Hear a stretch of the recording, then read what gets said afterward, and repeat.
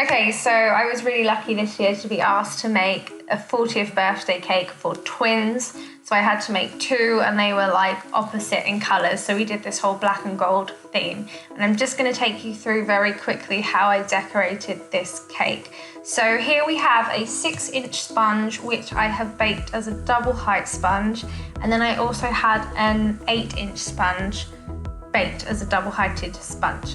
So I'm filling this and adding my crumb coat with an American buttercream or American frosting. And this is basically just butter and ice and sugar and a little bit of milk. Usually I do use Swiss meringue buttercream. I absolutely love Swiss meringue buttercream, but I needed this buttercream to be very firm for when I decorate it. So we're adding the crumb coat. I'm just doing that really roughly, just kind of compacting all those crumbs in and then putting that in the fridge for about half an hour.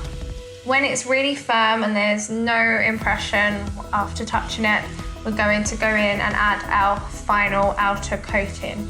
So this is the ivory coloured cake. If you did want your buttercream to be very white, then you can add titanium dioxide. But we're kind of going for the whole black and gold theme.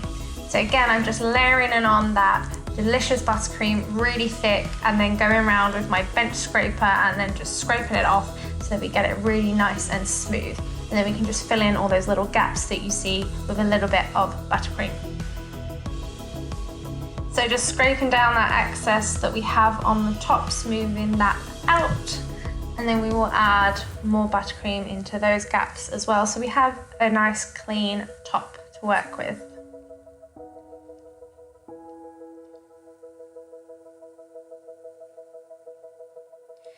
So to do the black buttercream, my top tip is add a good amount of cocoa powder to your buttercream before adding your black gel. The cocoa powder will give the black colouring something to adhere to, and then you will get this nice dark colour. You will notice that if you don't do this and you just keep adding black gel, it will be grey and you'll have to add so much black gel that it will actually take away from the taste of the buttercream.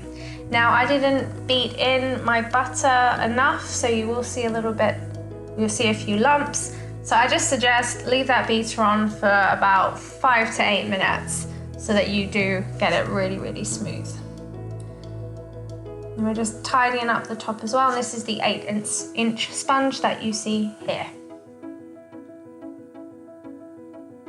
And then we'll pop that into the fridge and it'll be ready to work on when it's very, very cold. This makes it a lot easier for stacking too.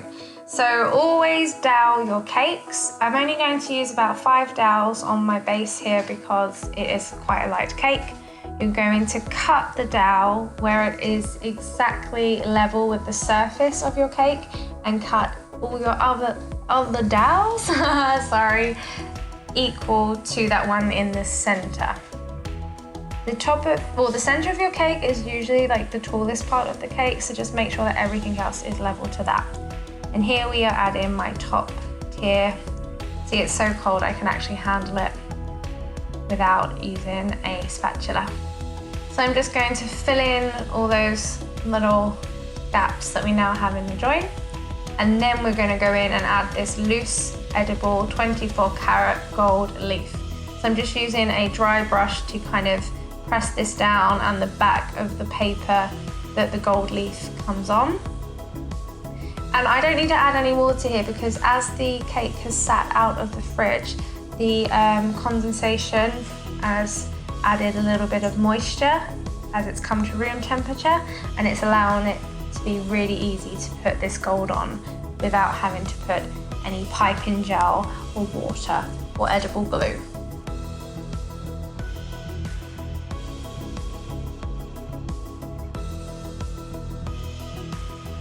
So this is my new favorite product. It is Midnight Black Chocolate Drip.